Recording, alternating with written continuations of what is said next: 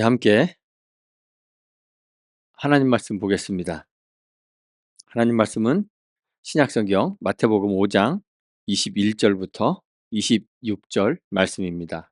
마태복음 5장 21 절부터 26절 말씀입니다.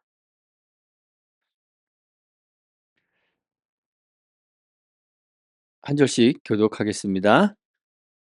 옛사람에게 말한 바 살인하지 말라 누구든지 살인하면 심판을 받게 되리라 하였다는 것을 너희가 들었으나 나는 너희에게 이르노니 형제에게 노하는 자마다 심판을 받게 되고 형제를 대하여 나가라 하는 자는 공회에 잡혀가게 되고 미련한 놈이라 하는 자는 지옥불에 들어가게 되리라. 그러므로 예물을 제단에 드리려다가 거기서 내 형제에게 원망 들을 만한 일이 있는 것이 생각나거든 예물을 제단 앞에 두고 먼저 가서 형제와 화목하고 그 후에 와서 예물을 드리라. 너를 고발하는 자와 함께 길에 있을 때에 급히 사화하라. 그 고발하는 자가 너를 재판관에게 내어주고 재판관이 옥리에게 내어주어 옥에 가둘까 염려하라. 진실로 너희에게 이르노니 내가 한 푼이라도 남김없이 다 갚기 전에는 결코 거기서 나오지 못하리라. 아멘.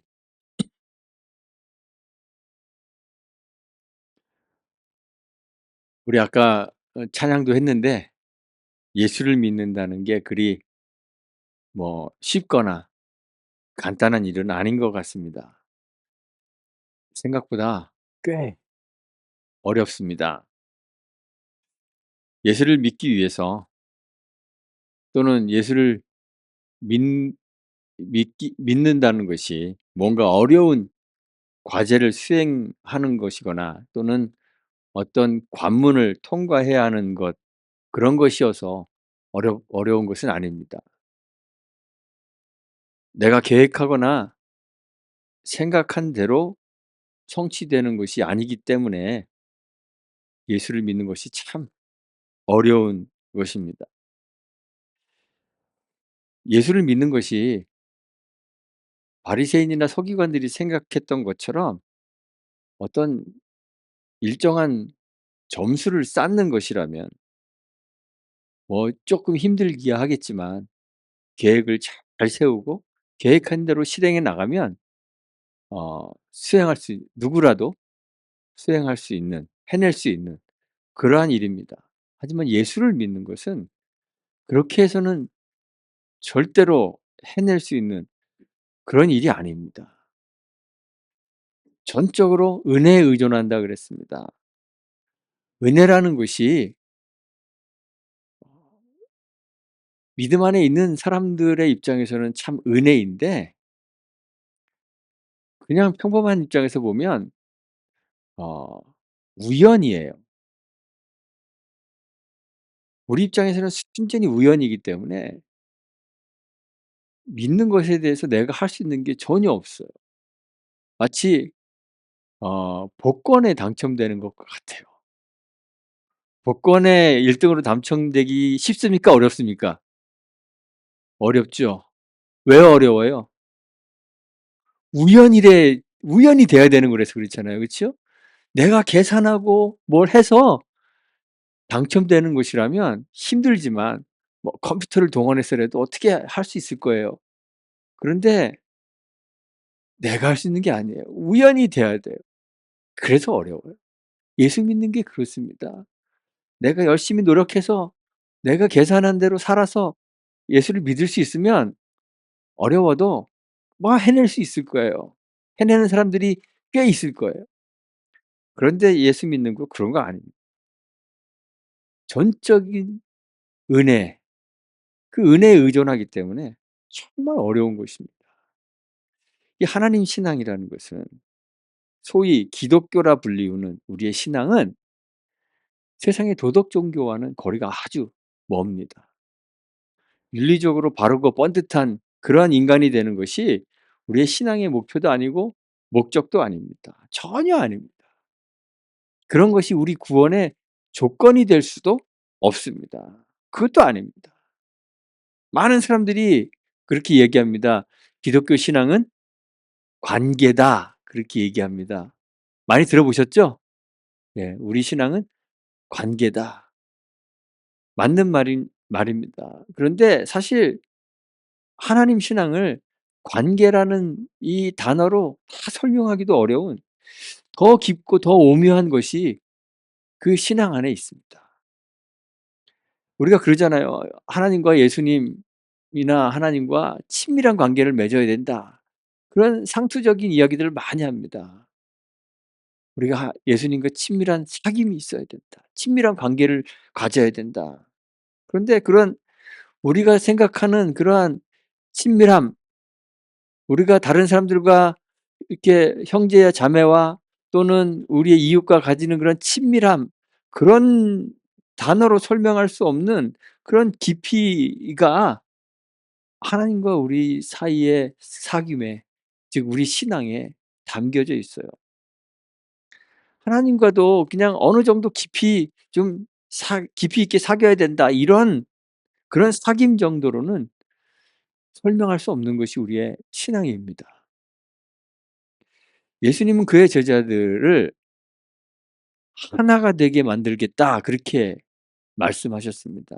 요한복음 17 장에 가면 예수님이 그 마지막 기도하셨던 대제사장적인 기도를 하셨던 그 기도가 요한복음 17 장에 기록되어 있습니다. 그 기도에서 예수님이 하나님께 이렇게, 아버지 하나님께 이렇게 기도합니다. 11 절에 보면 "우리와 같이 그들도 하나가 되게 하옵소서." 이렇게 요청합니다.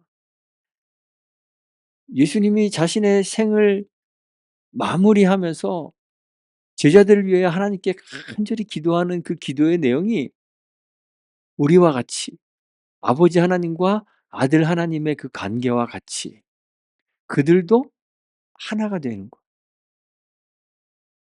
그러면서 예수님께서는 22 절에 가 보면 아버지께서 예수님에게 주셨던 그 영광을 당신의 제자들에게도 주셨다, 이렇게 언급하세요. 그러면서 왜 그 영광을 그들에게 주었느냐, 그 이유를 설명하시는데 이유가 이것입니다. "우리가 하나 된 것 같이 그들도 하나 되게 하려 함입니다." 그랬어요. 예수님이 우리에게 원하시는 것이 하나님과 예수님이 하나인 것 같은 방식으로 우리도 하나 되는 거예요. 예수님과 하나님의 하나됨을 우리는 뭐라고 부르냐면 삼위일체라고 부릅니다. 들어보셨죠? 삼위일체. 그렇게 이름 붙였습니다. 삼위일체는 사람의 이론으로, 사람의 논리로 설명할 수 없는 그런 아주 신비입니다. 우리가 받아들이는 아다나시우스 신경이 있는데 그 신경에서 이렇게 고백합니다. "우리는 삼위로 계시는 한 분 하나님, 일체이신 삼위를 예배합니다. 위격이 합성하지 않으며 그 실체를 분리하지 않습니다." 그랬습니다. 삼위로 계시는 성부 하나님, 성자 하나님, 성령 하나님, 각각의 완전하신 하나님으로 삼위로 계시는 한 분 하나님이라 그랬어요. 그런데 한 분 하나님입니다. 일체이신, 본체가 하나이신 삼위를 예배한다 그랬어요. 이 위격들이 하나로 합쳐지지도 않지만 또 그렇다고 분리할 수도 없는 신비한 그 신비가 하나님의 하나됨입니다.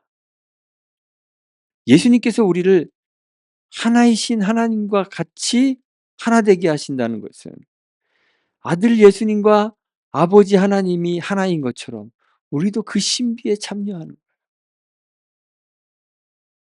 우리가 각자 다 다른 인격체들을 가지고 있지만 예수 안에서 우리가 나눌 수 없는, 그러나 합칠 수도 없는 그런 하나로, 일체로 존재하는 거죠.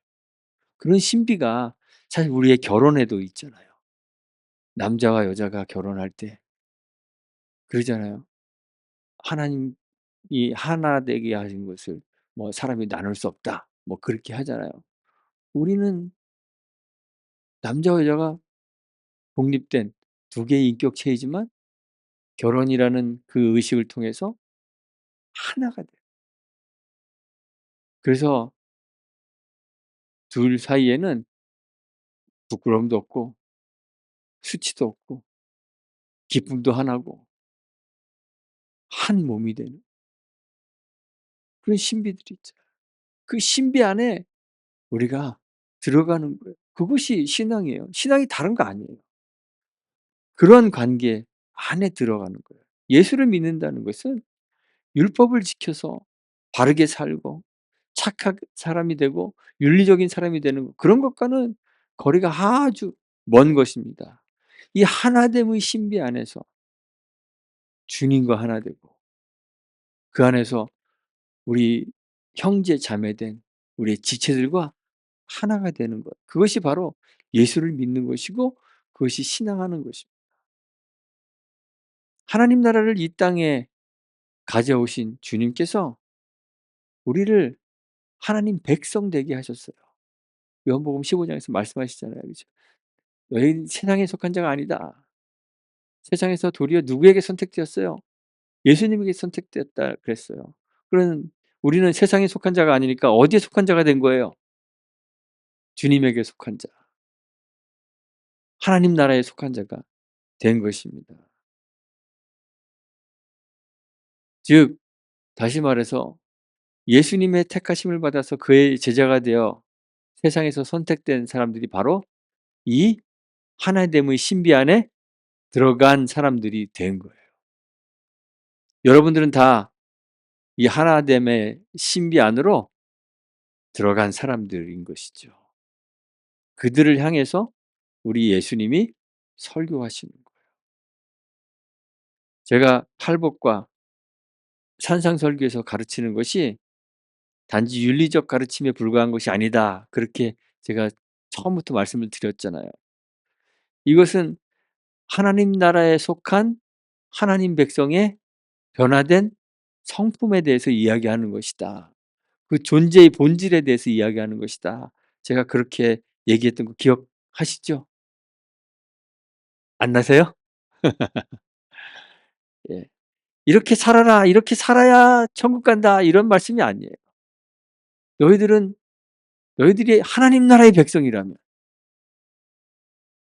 이것이 너희들의 성품이니까 성품은 특별히 노력하지 않아도 드러나는 거잖아요. 그쵸? 이런 삶이 여러분 너희들의 삶에서 드러나야 되는 것이다. 그걸 지금 예수님이 말씀하시는 거예요.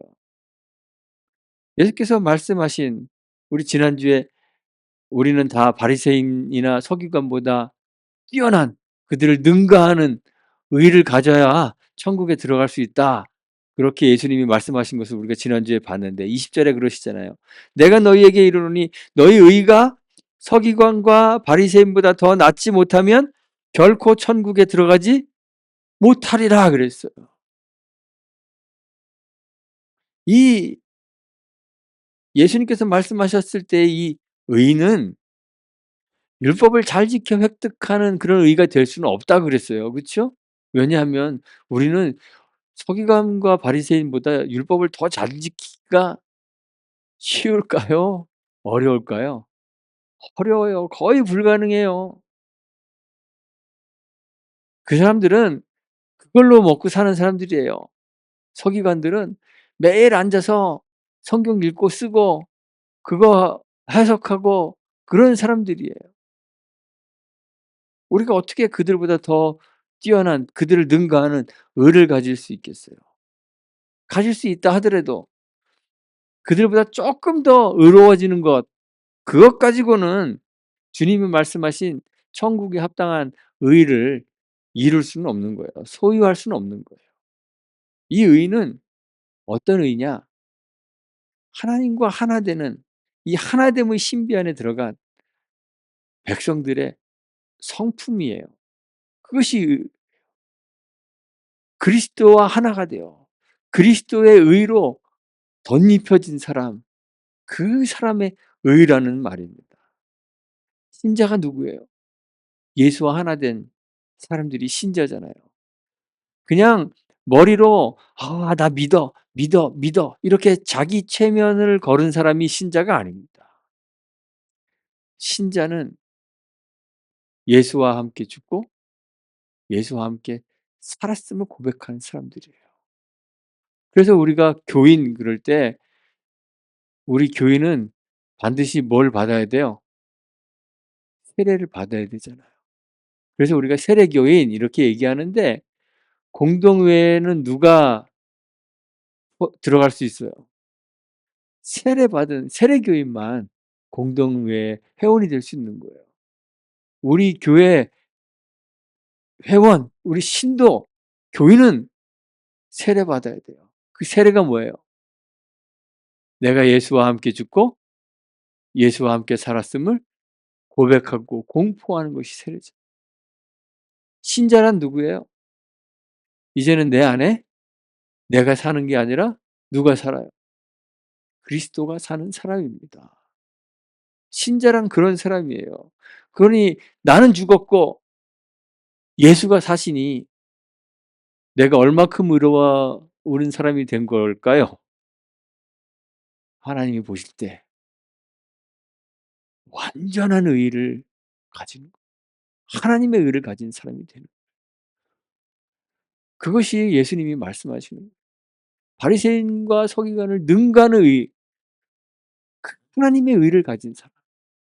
자기는 죽고 예수와 하나가 되어 예수의 성품이 드러나는 사람. 하나님의 의로 덧입혀진 사람. 완전한 의를 소유한 사람만이 천국에 합당한 사람이라고 말씀하신 것이죠. 하나님께서 우리에게 율법을 주신 이유가 뭘까요? 왜 율법을 주셨을까요? 우리를 괴롭히기 위해서 주신 것이 아닙니다. 어떤 사람들은 그렇게 생각해요. 신약 시대에는 예수님을 믿어서 구원을 얻지만 구약 시대에는 예수님이 없었잖아요. 그러니까 율법을 잘 지켜서 구원을 얻는 것이다. 이렇게 생각하는 사람들이 있습니다. 완전히 잘못된 생각입니다. 처음부터 율법은 그걸 지켜서 의롭게 되는 천국에 가는 수단으로 주어지지 않았습니다. 하나님의 백성이 되는 것은 순전히 하나님의 은혜로 된 거예요. 왜 하나님이 아브라함을 선택했는지 아무도 모릅니다. 그가 의로워서 하나님이 선택한 것이 아니에요. 그도 저 강 건너 살 때, 갈대아 우르에 살 때 거기서 우상을 숭배하는 사람들 가운데 살았어요. 그런데 하나님께서 그에게 은혜를 베푸셨습니다. 그를 하나님께서 믿음의 조상으로 삼아 주셨어요. 하나님께서 야곱과 에서 가운데 에서를 선택하셨어요. 에서가 특별히 의롭고 신실해서 그를 선택한 것이 아닙니다. 그는 이름과 같이 속이는 자예요. 신실하지 못하고 하나님 앞에 허물이 많은 사람입니다. 왜 하나님이 그를 선택했는지 우리는 알지를 못해요. 그가 어머니의 태 가운데 있을 때 그가 무슨 선한 일이나 악한 일을 하기도 전에 하나님께서 그를 선택하셨어요. 그를 통해서 하나님의 백성을 만드셨어요. 구약 시대에도 구원 얻는 것은 하나님의 은혜로 구원 얻는 것입니다. 율법은 지켜서 의롭게 되는 길로 주신 것이 아닙니다. 하나님의 은혜로 그의 백성 된 사람들, 다시 말해서 그리스도를 인한 완전한 의를 소유한 사람들에게 나타나는 삶의 양식으로 주신 거예요. 너희는 의로운 사람들이니까 당연히 이런 게 너희들 삶에서 나타나야 된다. 왜냐? 의가 너희들의 성품이니까. 그래서 하나님이 율법을 주신 거예요. 그런데 유대인들은 이런 율법의 의미를 심각하게 오해했습니다. 그저 지켜서 의롭게 되는 길로 여겼어요. 그래서 율법의 조문들을 어떻게 잘 지킬 것인가에 골몰했습니다. 율법의 계명들에 대해서 계명 하나가 있으면 그 계명에 뭐 9 개, 10 개씩 부가 조항을 만들어요. 그걸 지키려면 요것들을 다 지켜야 돼. 계명에 부가 조항을 만들고 그 부가 조항 밑에 또 부가 조항을 만들고 그래서 수없이 많은 계명들을 장로들의 유전들을 만들어냈습니다. 그리고 그것들을 문자적으로 지키는 것에 열심을 냈습니다. 전심을 다했습니다. 그렇게 하면서 율법이 가지고 있는 본래의 의미는 완전히 잊어버리게 되었습니다. 그런 유대인들에게 예수님께서 말씀하시는 거예요. 바리새인과 서기관보다 뛰어난 의를 소유해야만 천국에 들어갈 수 있다. 이 말씀을 하시는 거예요. 그러면서 주님이 예를 드시죠. 그 예가 오늘 우리가 읽은 말씀입니다. 옛사람에게 말한 바 살인하지 말라. 누구든지 살인하면 심판을 받게 되리라 하였다는 것을 너희가 들었다 그랬습니다. 유대인들이 갖고 있는 그 율법, 그들이 생각하고 듣고 배운 율법이 뭐예요? 살인하지 말라는 거예요. 살인하면 심판받는다는 거죠. 과거 구약 시대나 예수님이 살던 시대에 살인이 얼마나 흔한 범죄였었는지는 저는 잘 알지를 못합니다. 그때 살지를 않아서. 그때 뭐 신문이 나와 있는 것도 아니고 그래서.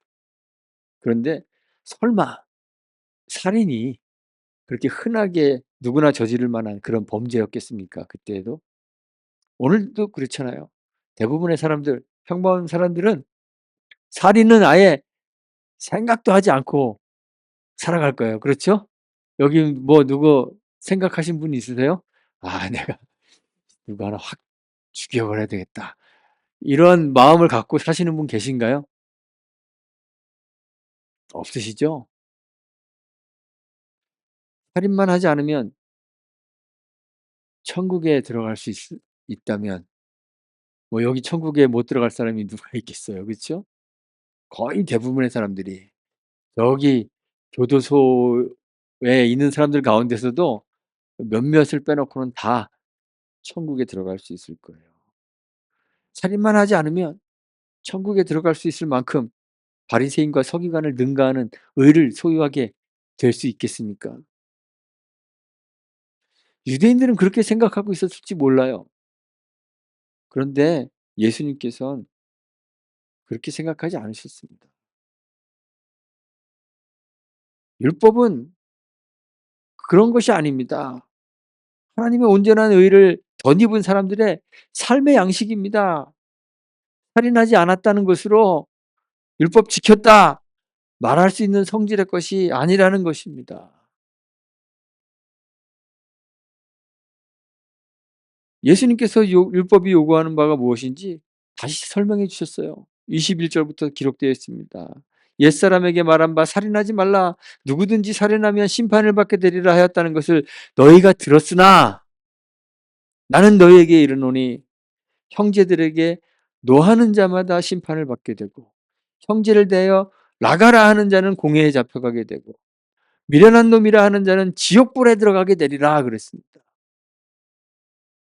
살인이 문제가 아니라 노해도 나가라 해도 미련한 놈이라 해도 살인하는 것과 별반 다를 바가 없다는 거예요. 여기서 나가라는 것은 아람어에서 유래된 욕인데요. 뭐 그렇게 엄청 심한 욕이 아닙니다. 골빈 놈, 뭐 이 정도 욕이에요. 멍청한 놈, 무가치한 놈, 뭐 이런 정도의 욕이라 그래요. "너 하는 거 골빈 놈." 이렇게 욕하는 거, "미련한 놈."이라고 말하는 것, 이런 것이 다 사실은 살인하지 말라라는 계명 안에 다 포함되어 있다는 말이에요. 예수님 말씀을 가만히 생각해 보면 이 계명들은 수사법으로 이야기하면 환유법이라는 거예요. 환유법이 뭔지 여러분들 들어보셨나요? 뭐 제유법, 뭐 제유법이라는 거 비유하는 게 여러 가지가 있잖아요. 은유법, 은근히 비유하는 걸 은유법이라고 하는 거예요. 그리고 직유법, 뭐 직접 대고 비교하는 거 직유법이라 그래요. 그래서 직유법에는 뭐 같은 이런 게 들어가죠. 앵두 같은 그러면 직유법이에요. 이 제유법은 뭐냐면 전체를 들어서 일부분을 표현하는 거예요. 근데 반대로 환유법은 뭐냐면 일부분을 가지고 전체를 표현하는 거예요. 그러니까 우리가 그런 얘기 하잖아요. 뭐 사람이 많은데 제가 여러분들 이렇게 있는데 제가 짜장면 한 그릇 갖고 와서 "야 이거 나눠 먹자고." 그러면 여러분들 뭐라고 그러시겠어요? "그거 누구 코에 붙여." 그러잖아요. 그쵸? 그러면 정말 이 음식을 코에다가 누구 코에다 붙일까 얘기하는 거 아니잖아요. 코를 얘기하는 거 아니잖아요. 그 의미가 뭐예요? 도대체 사람이 몇인데 그런 뜻이잖아요. 그쵸? 그러니까 코라는 것은 우리 몸의 사람의 일부인데 그 코를 가지고 전체를 표현하는 거예요. 우리 사람 전체를 표현하는 거예요. 그게 환유법이에요. 이 계명이 환유법이라면 무슨 의미겠어요? 살인하지 말라라는 것은 일부분인데 그 이것이 전체의 특징을 나타내 주는 아주 작은 일부분이란 말이에요. 근데 이 살인하지 말라는 걸 가지고 더 큰 범위의 그 특징이 제시하는 전체를 표현하고 있다는 거예요. 살인하지 말라는 것이 아마 그 전체 가운데 제일 센 놈이거나 우리 머리에 확 박힐 수 있는 그러한 중요한 것이기 때문에 그걸 가지고 환유로 만들었다는 거예요. 살인하지 말라는 그 계명이 사실은 살인 그 자체만 의미하는 것이 아니라 그와 유사한 것들, 미움, 다툼, 욕설, 그래서 우리의 관계를 깨트리는 것, 그런 것들을 말하는 거예요. 관계를 깨트리는 게 왜 살인과 관계가 있을까요? 우리가 왜 죄 가운데서 영원히 죽었나요? 죄가 하나님과 우리 사이의 관계를 깨뜨렸기 때문에 그래요. 관계가 단절되는 것은 죽음이에요. 서로에게 서로를 죽이는 거예요.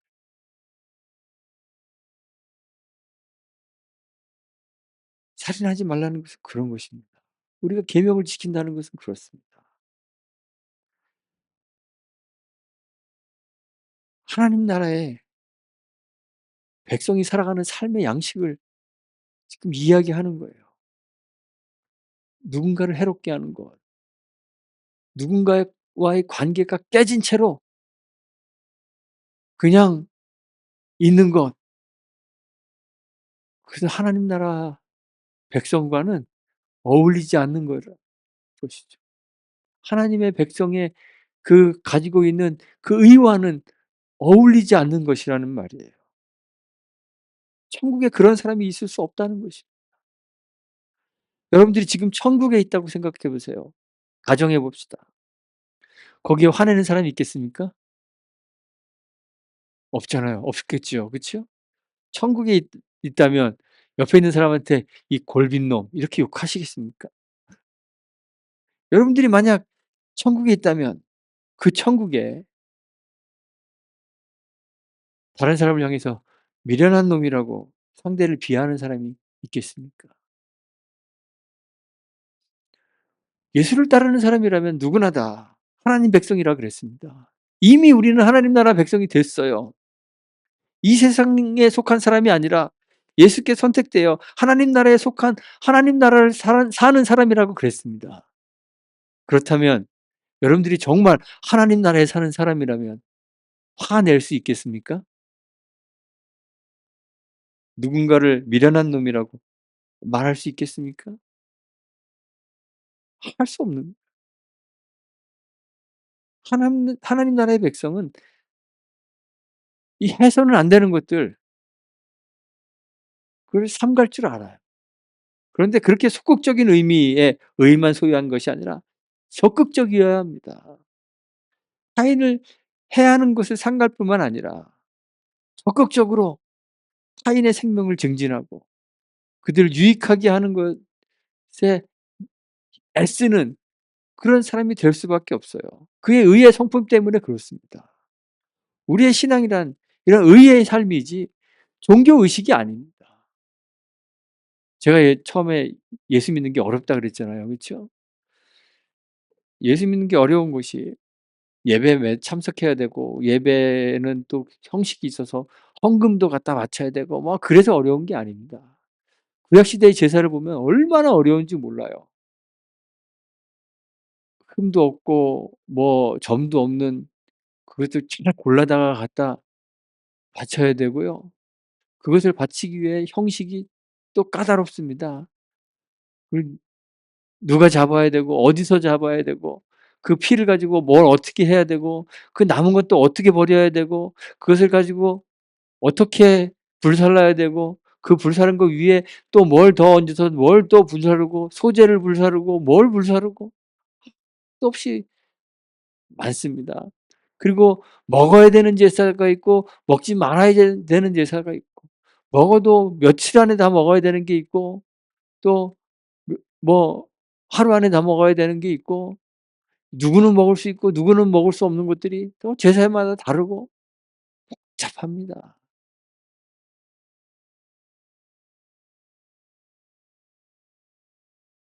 예수를 믿는 것이 그래서 어려운 것이 아니에요.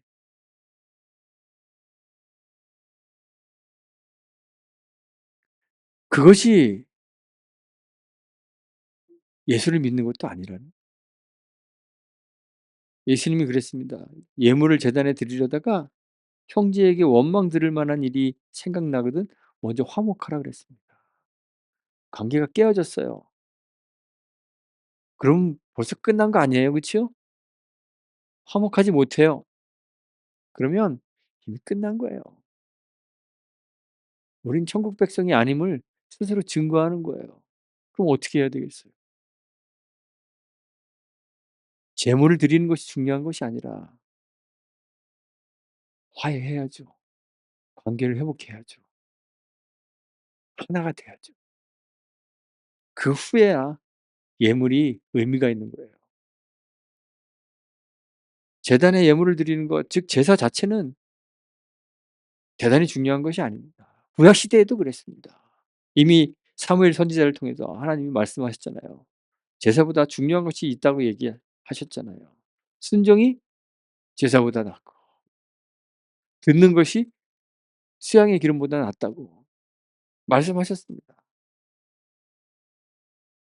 지금 주님께서 계명을 새로 해석하실 때에도 제사 같은 종교 의식이 그 자체로 의미 있는 것이 아니라고 분명히 말씀하세요. 제사가 본래 의미하는 바가 있습니다. 제사의 가장 큰 의미는 죄와 허물을 씻는 것이에요. 그런데 제사 자체가 죄와 허물을 씻을 수 없다고 히브리서 기자가 이야기했습니다. 히브리서 10장 3 절에 "이 제사들에는 해마다 죄를 기억하게 하는 것이 있나니 이는 황소와 염소의 피가 능히 죄를 없이 하지 못함이라." 그랬습니다. 제사로는 우리의 죄를 씻을 수가 없어요. 제사는 실체가 아닌 상징입니다. 예수의 죽으심과 부활로 인한 속죄의 상징이에요. 의인의 상징이에요.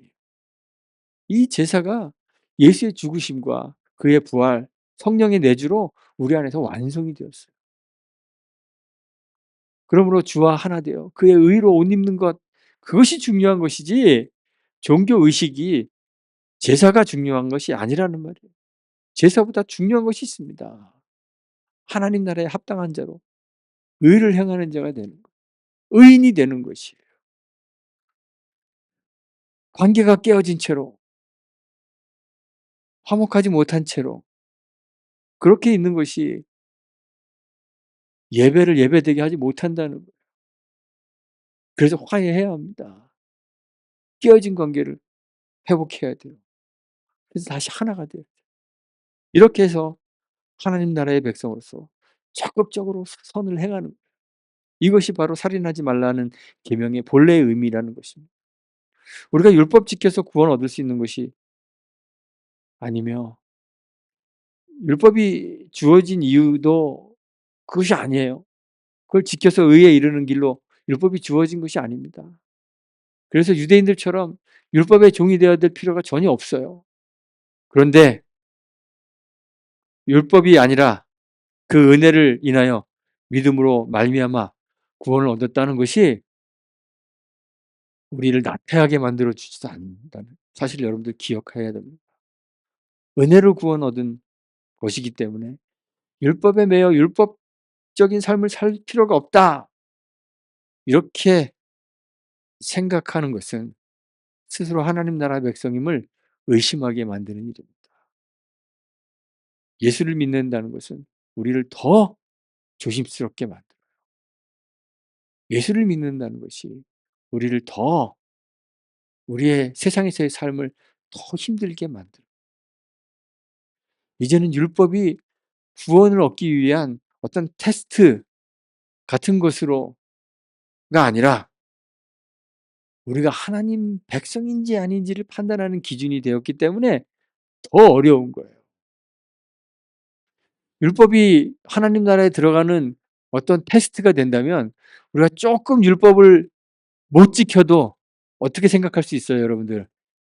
'그래, 난 100 점은 아니지만 한 80 점은 돼. 나는 100 점은 아니지만 한 70 점은 돼. 뭐 커트라인이 최소한 70은 되겠지.' 뭐 이렇게 생각할 수 있잖아요. 그렇죠? 그런데 율법이 테스트가 아니라 하나님 백성인지 아닌지를 판단하는 기준이 된다고 여러분들 한번 생각해 보십시오. 그러면 율법에 99 점을 받았어요. 그러면 여러분들 어떻게 무슨 생각이 들어요? '나는 하나님이 백성인지